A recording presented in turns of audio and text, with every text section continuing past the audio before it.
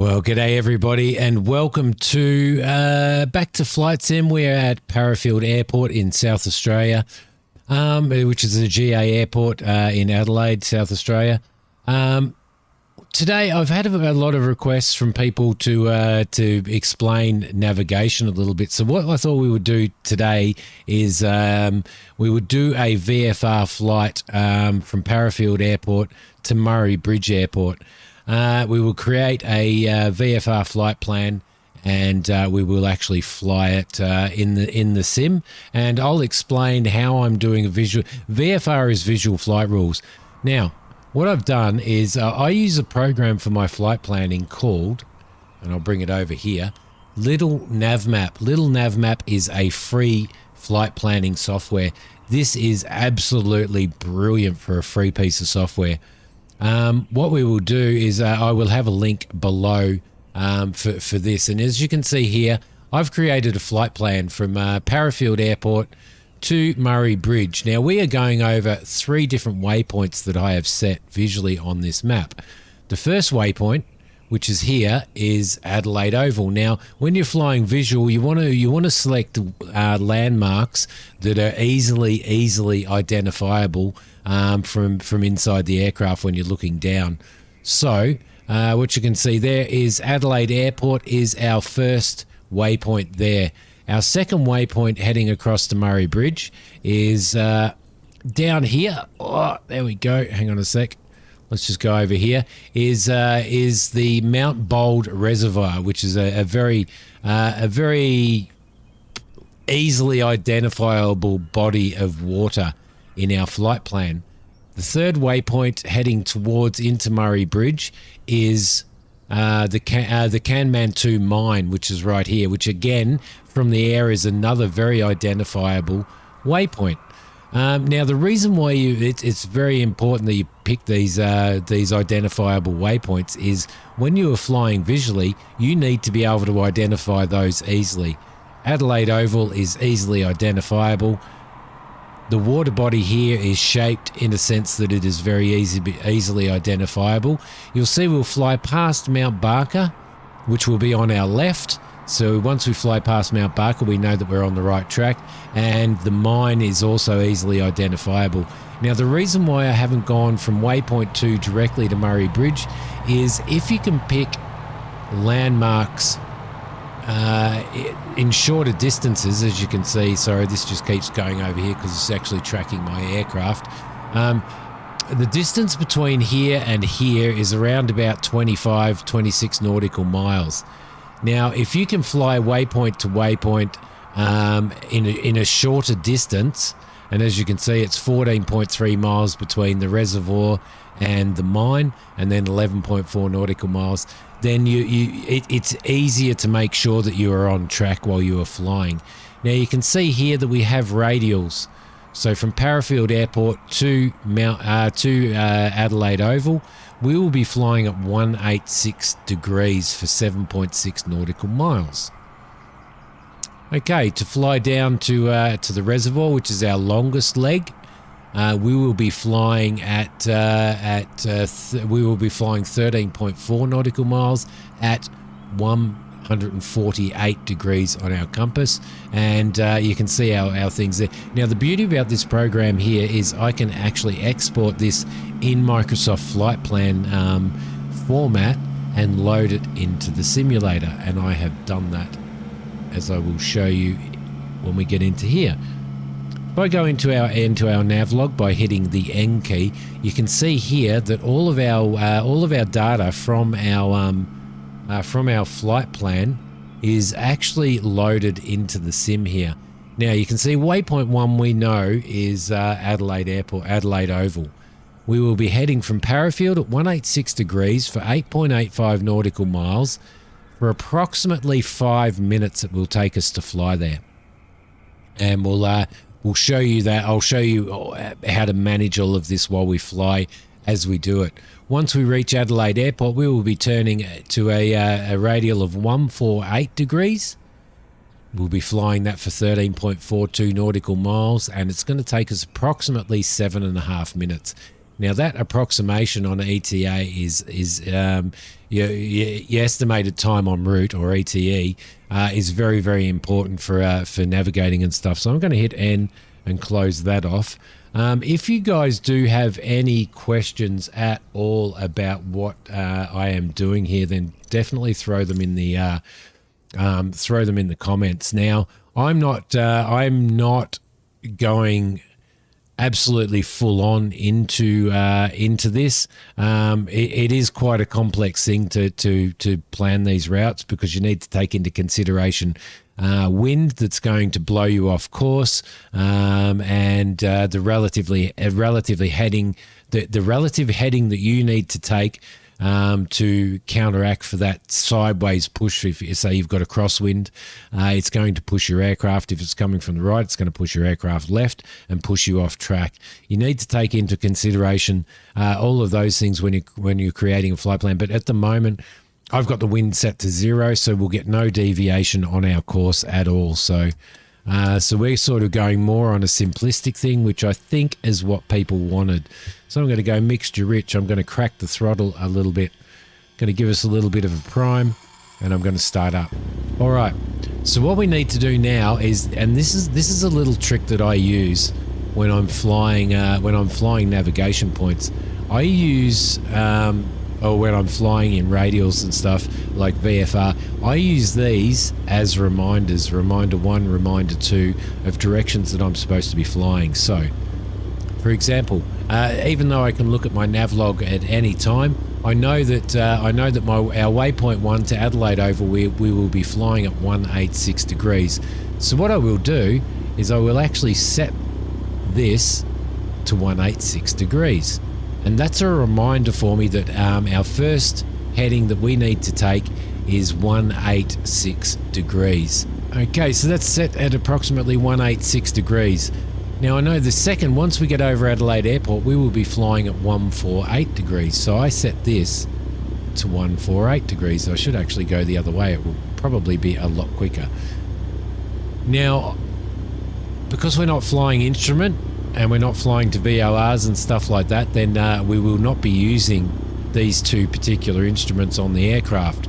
So this is just a good way to set yourself a reminder of what direction you're supposed to be flying in. So let's just drop that down to there. That's approximately 148 degrees there.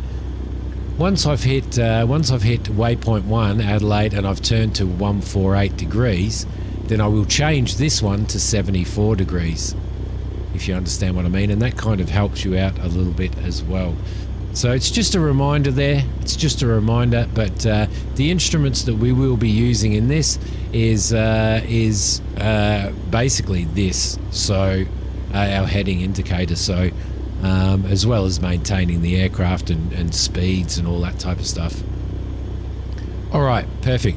For simplistics' sake, this flight plan will be flying through Adelaide airspace, airport airspace, and we'll be flying directly over the ILS approach. For this particular tutorial, I'm not going to worry about when you're normally planning a VFR flight and you're flying through controlled areas, you have minimum and maximum altitudes you can fly out through those areas, and you get your clearance and stuff. I'm not going to worry about that at this particular point in time. Just for this tutorial, I'm just giving you an idea on how to steer your aircraft in the direction that you want to steer your aircraft in to get where you want to go. So we're just going to ignore that for now. Okay, guys, we are at the runway. So I'm just going to stop here. I'm going to set the aircraft up and get ready for departure. Now we need to tune to tower on 118.7 for Parafield Tower. So what I'm going to do is I am going to change this to oh, there we go. You got to click in here. It's really funny when you're using different screens. So 118.7 is tower. So we will go to the tower frequency, which is right there, and flick that across. So we're now tuned to tower. That is perfect. All right, now make sure that now what we do, all right, I need to explain this before we go. What we're going to do is we will take off from the airport. We will climb to 1,000 feet. Then we will do a turn back towards the airport. By the time we hit the airport, we're going to be flying at 1,500 feet and fly across the center of the airport. The reason why we do that is because the navigation goes from the center of the airport to our first waypoint, which is our 186 degrees. Yeah, good on you, Microsoft. I don't know why it does that. So basically, the 186 degrees is from the center of the airport. So when we navigate, we want to fly over the center of the airport, turn to 186 degrees, and that should take us directly to Adelaide Oval, which is our first waypoint. Now, the reason I'm flying at 1,500 across the airfield is because the circuit height for any aircraft doing circuits or landing at this airport is 1,000 feet. We want to be 500 feet above that, so we will fly to 1,000, turn around, continue climbing to 1,500 over the top of the airport, turn to our 186 degree radial. So that is what we are going to do. I hope that makes sense, guys. I want to make sure that we have our taxi lights off, landing lights on, mixture is rich, we are trimmed for takeoff, everything's in the green, everything is looking okay. Let's request our clearance. And we shall take off, and we will continue on the runway heading until we hit 1,000 feet. Down to the center line. Confirm 26 left. That's our runway for takeoff, and power, and off we go.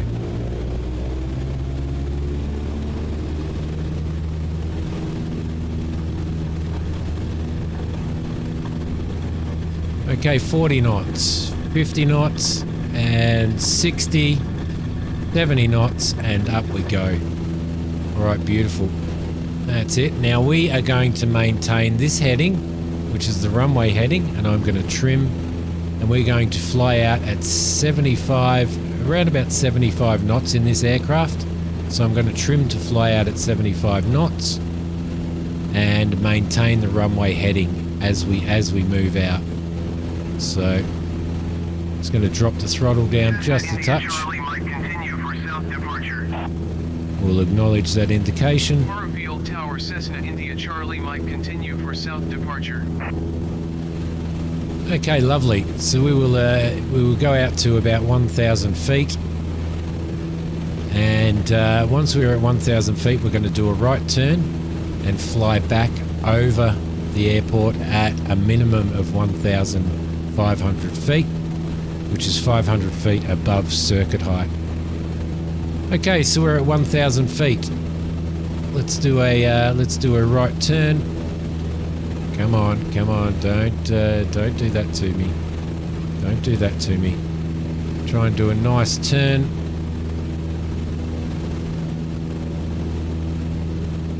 And we'll continue climbing while we're in our turn. Once we get around and head towards the airport itself, we will stabilize the aircraft, and we will trim. So what you can see is the airport is coming in. So we're going to aim for basically for the center of the airport. We are now at 1,500 feet, so we know that we can safely cross the airport. And I'm going to start trimming the aircraft out a little bit. There we go. Lovely. And yeah, there we go. Trim it out. Beautiful. Now once we get over the runway, over the airport, and we're basically over the center of the airport, what we are going to do is we are going to turn to, as we know, 186 degrees, which we've set a reminder in here, but we can always check our nav log as well, which is 186 degrees to our first waypoint. Now we are going to turn to 186 degrees on this marker here on our heading indicator. So we're pretty well over the center of the airport now. So now we will make our turn to 186 degrees, and that should take us directly to Adelaide Oval.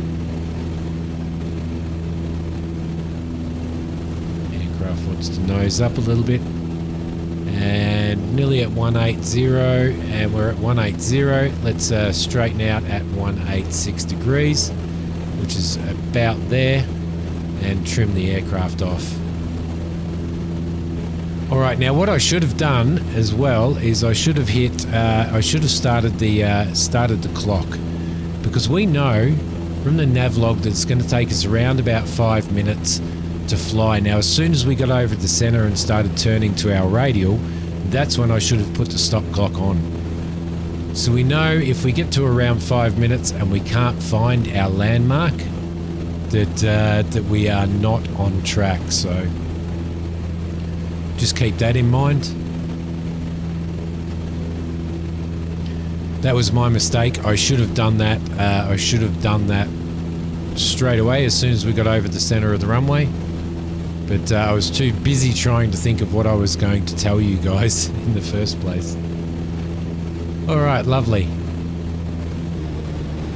Now you can see Adelaide Oval directly off our nose there, just to the left of the center of our nose. So we know that is our first waypoint, and we are here, which is absolutely perfect. Now it's taken less time because I didn't set the stopwatch correctly. So what I'm going to do now is I'm going to reset. I'm going to pause that, and I'm going to reset it. When we get over Adelaide Oval right there, then we are turning in a direction of 148 degrees. As our flight plan basically says, 148 degrees, and as our reminder says, 148 degrees. So we're going to keep our eye on this. And when we approximately get over the top, there you can see Adelaide International Airport there, and that's the main runway running through there, so we just flew directly over the ILS. Alright, we are approximately over the top, so I am going to start the stopwatch, and I am going to turn onto our next radial, which is 148 degrees, and we are going to fly at 148 degrees.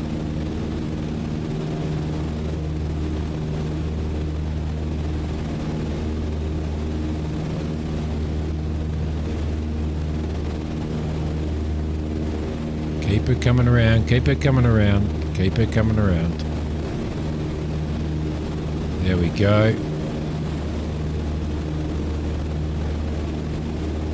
Okay, and we are about at 148 degrees now. Now, let's have a look at what we're doing. Now we are flying towards the reservoir. I'm just going to trim the aircraft before we go on about this.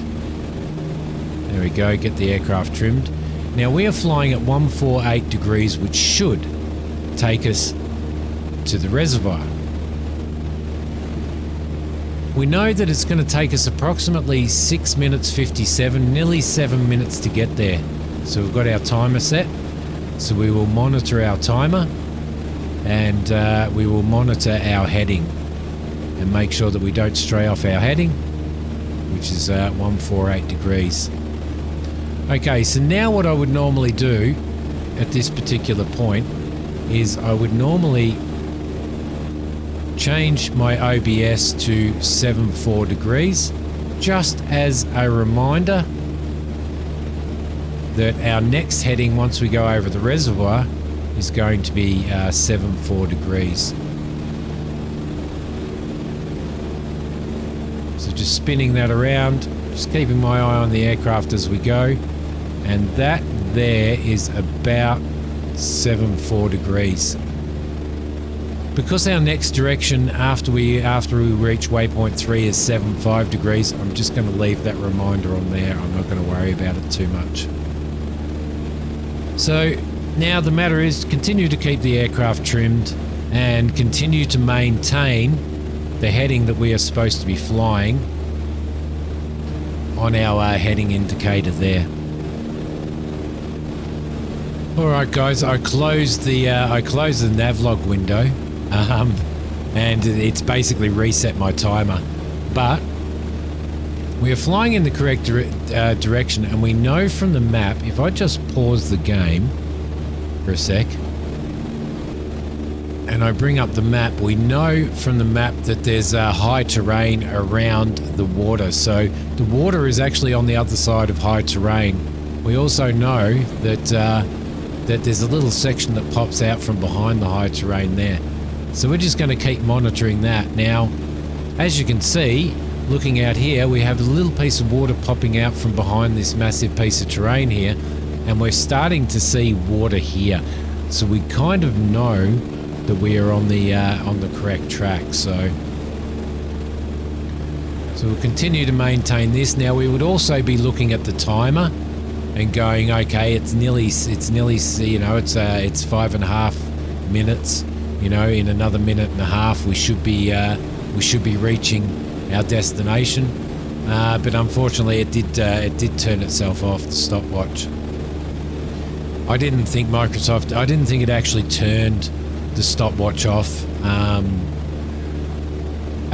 if you close the navlog window. So, and the reason why I closed the navlog window was because I just wanted to have a little bit of a nice view. A little bit of a nice view. I need to keep making sure. Actually, I can just undo that, and then I can drag it in any time I want, as you can see. There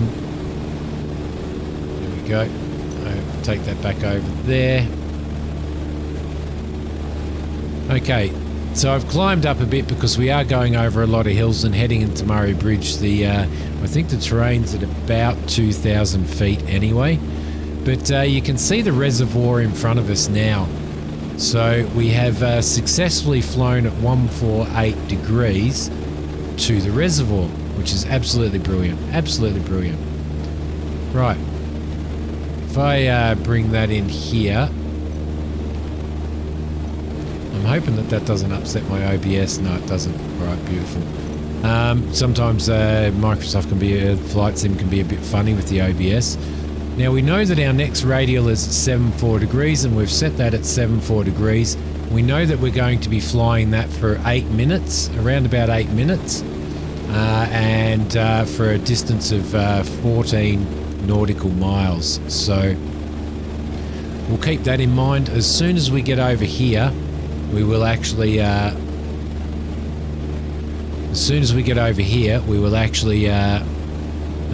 set our stopwatch, and we will turn to our 7.4 radial.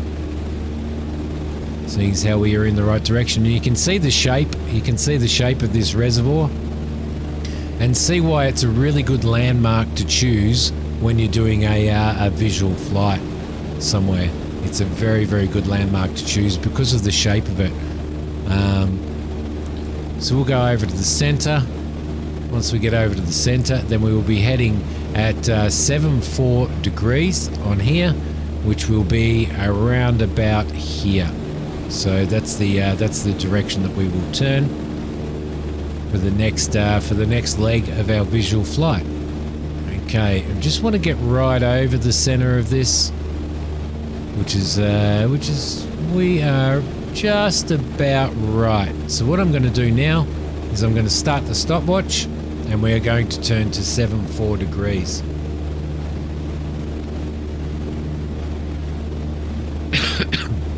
Okay, doing our turn.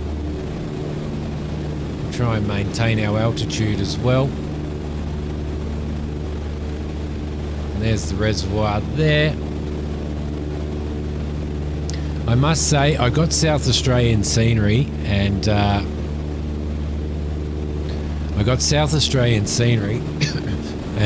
Parafield Airport scenery and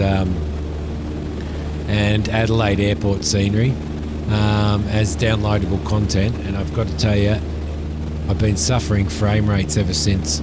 All right, we are probably at I've probably overturned there a little bit, so what we're going to do is turn back to 74 degrees, which is right there.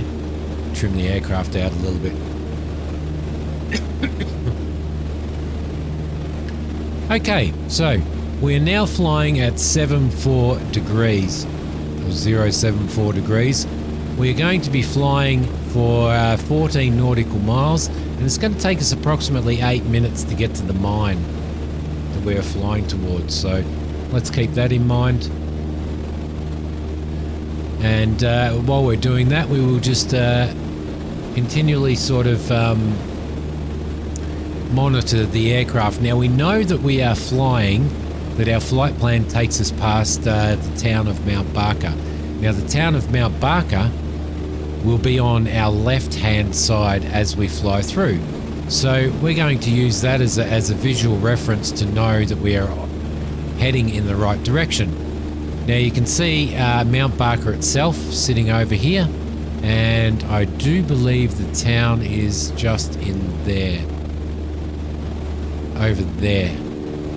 So we will be flying past Mount Barker. That town there is Achunga, and the town over there is actually Mount Barker. So we know that we are going to be flying to the right of Mount Barker, and I'm just continually making adjustments to my heading just to make sure that we are flying. And I know for a fact from living in South Australia that is Mount Barker there itself. So I know that I'm on the right on the right track to where we need to be flying. All right, so as you can see, that is the town of Mount Barker.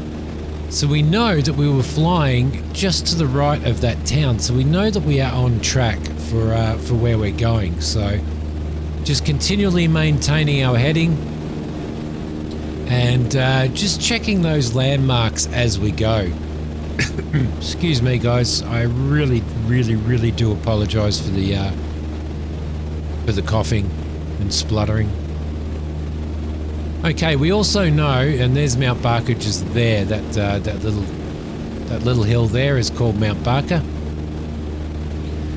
We also know on our flight plan that we will be flying across the southeastern freeway before we hit the mine site, the mining area. So we'll keep our eye out for that. Because I'm familiar with the area, I know that the southeastern freeway is just on the other side of Mount Barker there and runs through here. But if we weren't aware of that, then that is a good landmark to make sure that you know you're on track as well, and to know that you are approaching, to know that you are actually approaching your next waypoint.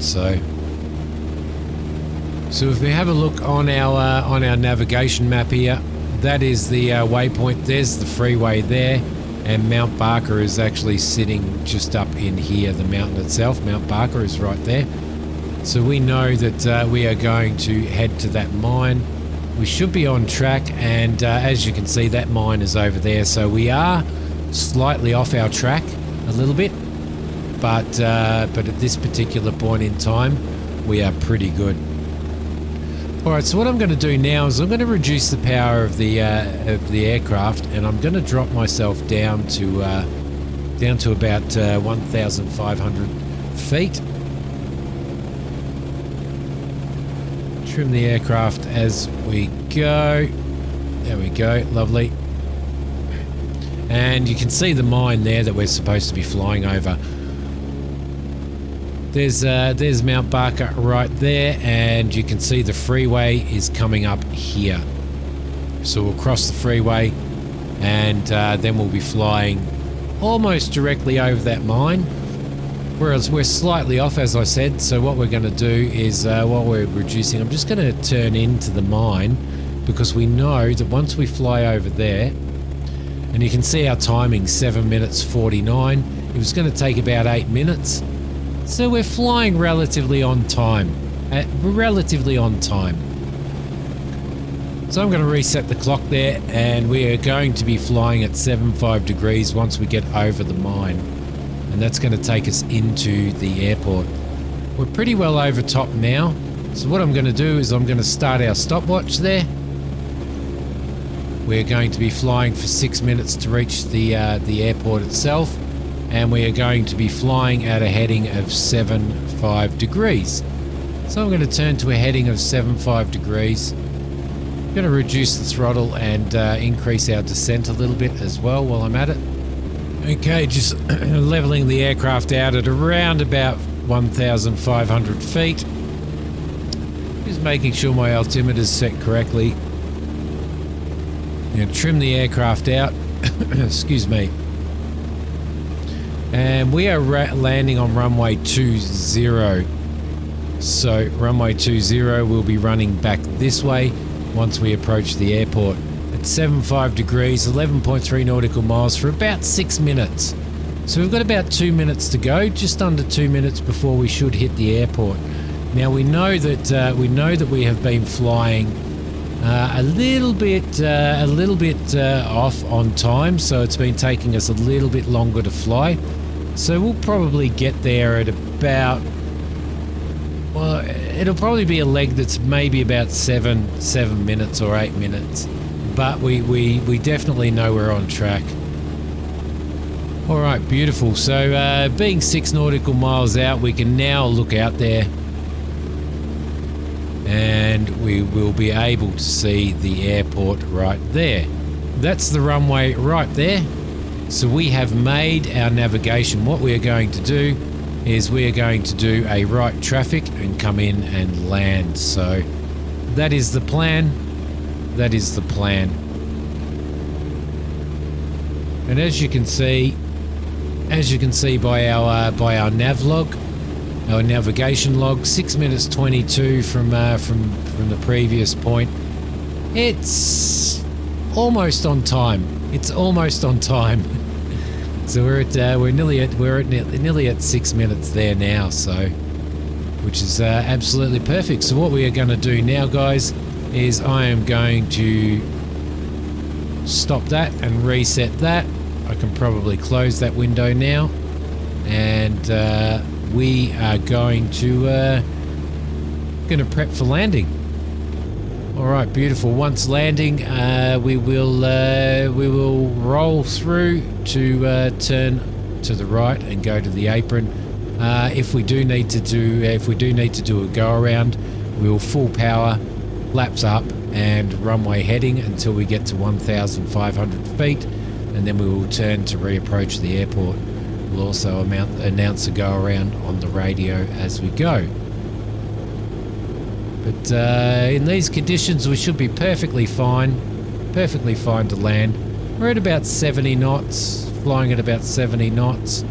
Everything's looking good. We're probably still a little bit high in regards to visually on the runway, but we should be okay because we've got a little bit of a long roll. Yeah, a bit too high. I'm gonna bring the nose up a little bit.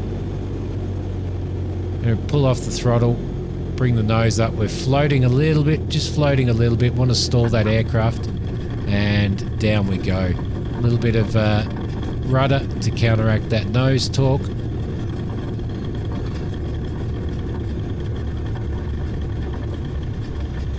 And we will stop the aircraft. We will bring our flaps up, and we're just going to do a nice tight turn here. Okay, welcome to Murray Bridge, and we have flown here visually using visual flight rules and navigating via landmarks, guys. I hope that you have enjoyed this and that you've got something out of it. If you have any questions, just throw them below for me. And there we go, lovely. Just throw those questions below, and I will try and answer them for you as best as I can. But that is basic VFR navigation. Now, as I said, we didn't get into anything like being blown off course because of the wind conditions on each leg and calculating all of that. That's considerable amounts of calculation there. So I didn't want to get into that at this particular point in time. But what I wanted to do was give you a rough idea on how to put that parking brake on. We'll cut that out. Lovely. We'll make sure that our landing lights are off. We'll turn off our nav and strobe and let that aircraft run dry. That's it. Perfect. All right. So I didn't want to go too overboard in regards to calculating drift and all that type of stuff. But I will leave a link to Little Navmap down below. I am going to, and that's the flight that we've actually flown, which was absolutely awesome. I will do a tutorial on how to use Little Navmap for planning a visual VFR flight, but that will be another tutorial. I hope this one has been good, guys. If it has and it's helped you out, please comment below. Please hit like and please share this around. But basic VFR navigation using Little Navmap and you know, obviously using our waypoints and our visual references outside the aircraft, which is what you do in real life, guys. Thank you very much for watching. I will see you next time. Bye.